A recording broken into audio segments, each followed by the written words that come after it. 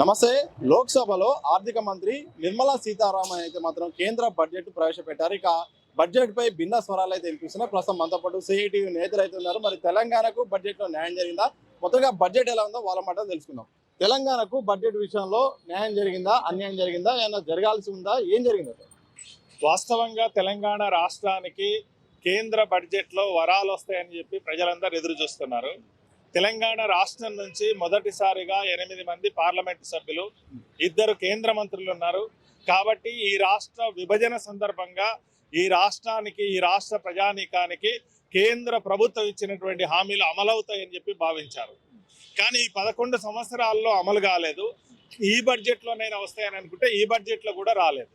Railway coach factory గురించి ప్రస్తావన లేదు. అదే రకంగా బయ్యారం ఉక్కు ఫ్యాక్టరీకి నిధుల గురించి ప్రస్తావన దీంట్లో లేదు. మొత్తం నేషనల్ హైవేల అనుసంధానం గురించి హామీ ఇచ్చారు, దాని గురించినటువంటి ప్రస్తావన లేదు. హై స్పీడ్ రైల్వే లైన్ల నిర్మాణం గురించినటువంటి ప్రస్తావన లేదు.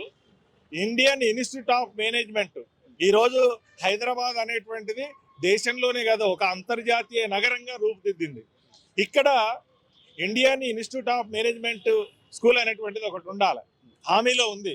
కానీ దాని గురించినటువంటి ప్రస్తావన ఈరోజు లేదు. అదే రకంగా మొత్తం భారతదేశంలో భాగంగా ఉండేటువంటి రైతాంగానికి ఎరువుల్లో ఇస్తున్నటువంటి సబ్సిడీలో కోత పెట్టారు. 17,000 కోట్లు సబ్సిడీలో కోత పెట్టారు. అదే రకంగా ఆహార భద్రత కోసం ఇస్తున్నటువంటి డబ్బులలో 14,000 కోట్ల రూపాయలు కోత పెట్టారు.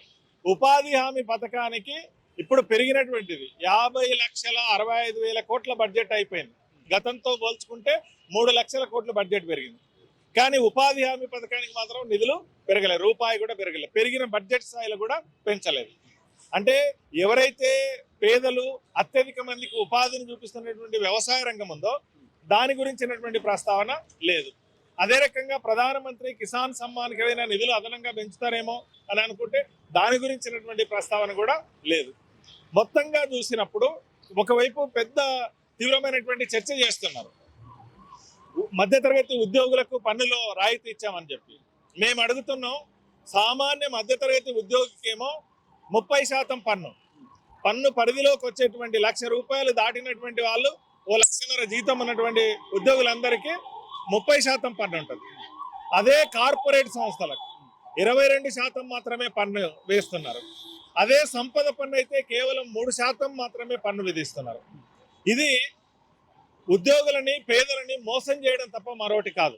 వీళ్ళేదో సాధించాము, మేము బ్రహ్మాండంగా సాధించామనేటువంటి చెప్పేది ఏదైతే ఉందో ఇది 30% నుంచి ఉద్యోగులను ఏమైనా మినహాయించారా? కనీసం కార్పొరేట్ల స్థాయిలోనైనా నువ్వు 22% వరకే పన్నుని పరిమితం చేస్తే నిజంగానే ఉద్యోగులకు ఏమైనా మినహాయింపునిచ్చినట్లు అవుతుంది. అందుకనే ఏదో గోరంతా చేసి కొండంతా చెప్పుకునేటువంటి ప్రయత్నం ఈరోజు కేంద్ర మంత్రులు కానీ కేంద్ర ప్రభుత్వం కానీ చెప్పుకుంటుంది.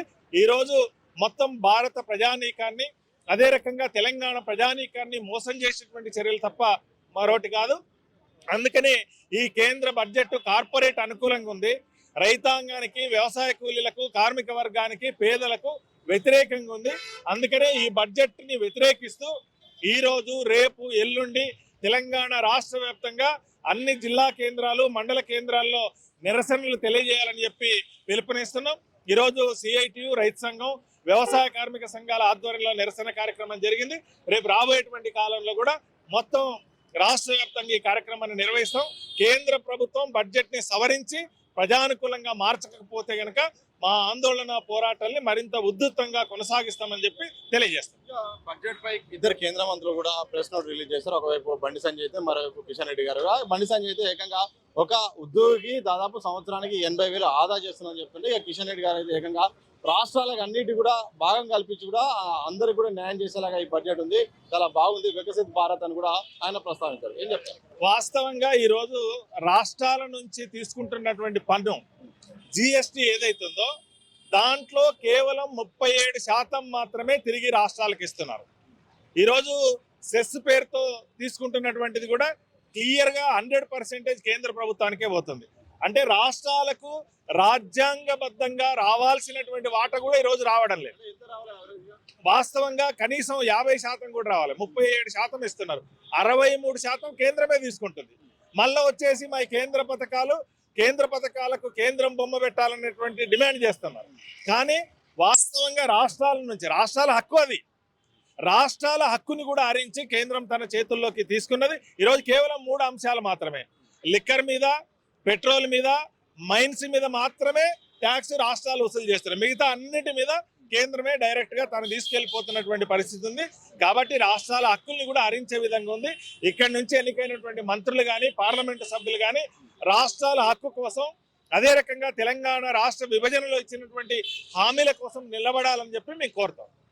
మీరు చెప్పండి, బడ్జెట్ ప్రవేశపెట్టారు, అద్భుతమైన బడ్జెట్ అని ఇటు కేంద్ర ప్రభుత్వం సంబంధించిన వాళ్ళైతే చెప్తున్నారు. ఇక తెలంగాణకు కానీ మీరు చూసిన దాని బడ్జెట్ కేటాయింపుల పరంగా ఎట్లా ఉంది, ఏం చెప్తారు? ఈరోజు భారతదేశ వ్యాప్తంగా కానీ మన రాష్ట్రాల్లో కానీ మౌలిక సదుపాయాల కల్పనలో ప్రభుత్వ ఆధీనంలో జరగాలి. కానీ ఈరోజు మౌలిక సదుపాయాల కల్పన కోసం ఆ పీపీపీ మోడ్ ప్రభుత్వము, ప్రజలు, ప్రైవేట్ సంస్థలతో నడుపుతామనేటువంటి ప్రయత్నాన్ని బడ్జెట్లో ప్రవేశపెట్టారు. రెండవది, కేటాయింపులకు సంబంధించి ఈరోజు పేదరికం పెరిగిపోతూ ఉంది, కొనుగోలు శక్తి క్షీణిస్తూ ఉంది. కొనుగోలు శక్తి పేదవాడికి కల్పిస్తేనే మన ఆర్థిక అభివృద్ధి అవుతూ ఉంటుంది. కానీ గత బడ్జెట్కి ఈ బడ్జెట్కి చూసినప్పుడు ఉపాధి హామీకి కేటాయించినటువంటి కేటాయింపులో ఒక పైసా కూడా ఈరోజు ఈ కేటాయింపు పెంచలేదు. కాబట్టి గ్రామీణ ప్రాంతాల్లో ఉన్న పేదలందరికీ ఈరోజు పని చేసుకునేటువంటి పని కూడా లేకుండా పోతుంది. రెండవది, కార్మిక సంస్కరణలు చేపడతామని చెప్తున్నారు. ఉత్పాదకత పెంచుతామని చెప్తున్నారు. టెక్నాలజీ వస్తుందని చెప్తున్నారు. ఈ కార్మిక సంస్కరణలు చేపట్టామంటే దాని అర్థం ఏంటంటే, ఈరోజు గతంలో 4 లేబర్ కోడ్లు తీసుకొచ్చారు. ఆ 4 లేబర్ కోడ్లలో ఈరోజు ఇంప్లిమెంట్ తీసుకొస్తా అంటున్నారు. ఆ 4 లేబర్ కోడ్లు వస్తే కార్మికులకి హక్కులు ఉండవు, 10 గంటలు పెరుగుతాయి, కనీస వేతనాలు ఉండవు.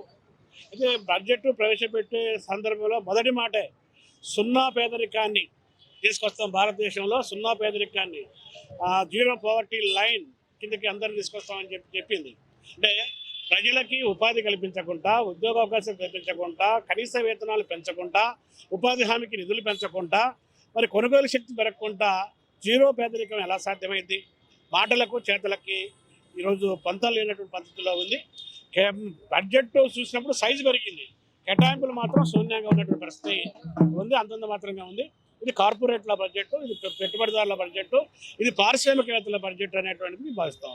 మొత్తంగా ఇది సిఐటి నేత ప్రధానంగా చెప్తుంది. కేంద్ర బడ్జెట్ అయితే మాత్రం ఆశాజనకంగా లేదు, కార్పొరేట్ సంస్థలకు అనుకూలంగా ఉంది తప్ప కేవలం చూడడానికి పెద్దగా ఉన్నప్పటికీ ఎవరికి న్యాయం చేసేది ఆగలేదు. తెలంగాణకు బీజేపీ నుండి 8 మంది ఎంపీలు ఉన్నారు, అలాగే 2 కేంద్ర మంత్రులు ఉన్నారు. కానీ రాష్ట్రానికి రావాల్సిన ఎన్నో పెండింగ్ సంబంధించిన ప్రాజెక్టుల విషయాల్లో మాత్రం గత కాలంగా పెండింగ్లో ఉన్న కొన్ని అంశాల గురించి మాత్రం ప్రస్తావన లేదు. తెలంగాణ రాష్ట్రానికి తీరాని అన్యాయం జరిగింది. బడ్జెట్ విషయాల్లో మాత్రం సామాన్యులకు, మధ్యతరగతి వారికి అయితే పెద్దగా ఉపయోగపడిందంటే లేదని కూడా సిఐటి నేతలు అయితే స్పష్టం చేసిన సందర్భం అయితే కనిపిస్తుంది. ఆర్టీసీ క్రాస్ రోడ్ నుండి కెమెరా వంశీతో సతీష్, దిశా టీవీ, హైదరాబాద్.